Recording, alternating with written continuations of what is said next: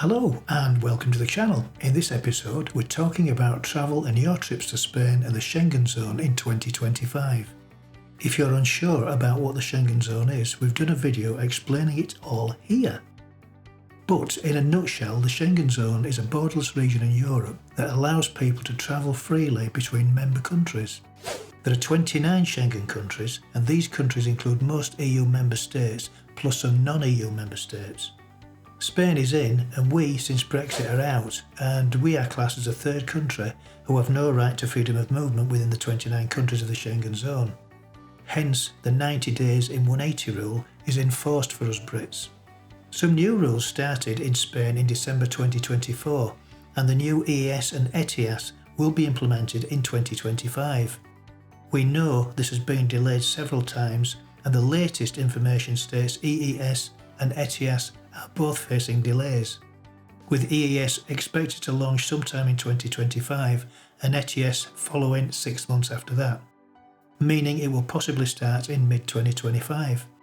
This is due to long ongoing technical issues and implementation changes within the EES system, which needs to be operational before ETIAS can start. So more about this later when we have some idea about some commencement dates. The first thing to check is your passport. It must be valid for at least 3 months after your planned departure date from Spain or any other Schengen country, and must have been issued during the 10 years before the date of entry. Once you have arrived in Spain, you must now be prepared to divulge a few more personal details when you book your accommodation, be it a hotel, an AirBnB, a campsite, a holiday rental, or to book a hire car. Extra information you will have to divulge on top of your expected details like your passport is gender, nationality, date of birth, home address, landline number, mobile number, payment details and method, and your relationship to any children in the travelling party under the age of 14.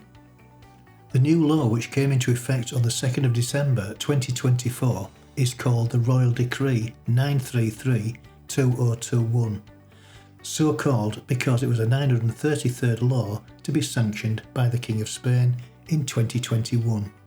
The new law requires businesses to collect and share personal data with Spanish authorities.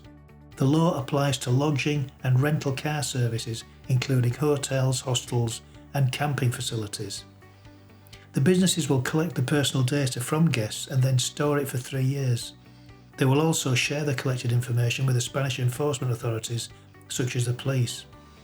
Businesses that fail to comply with this law will be fined. If you already own your own property in Spain, as we do, you do not need to show proof of ownership at the airport when travelling. The new rules primarily apply to accommodation providers who must collect detailed guest information and submit it to the authorities, not to individual property owners travelling as guests.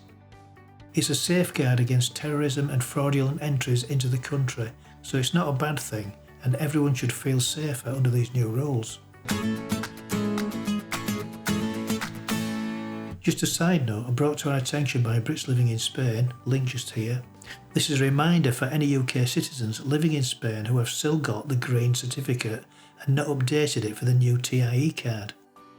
This will only apply to people who became residents before the T.I.E card came into effect in July 2020.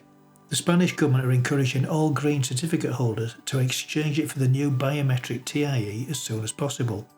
The T.I.E card is the most durable and dependable way to prove your residency and rights in Spain. It will also make you exempt from registering with the EU's Enntry and Exit System. Green certificate holders can be wrongly identified as being overstayed by the new system, as it's not a registered document with the authorities and will cause problems at the border. Right, okay, well that's it for now. We'll wait and report on the next change, which will more than likely be the implementation of the imminent Entry and Exit System and the European Travel Information and Authorisation System. We'll see you soon. Bye for now.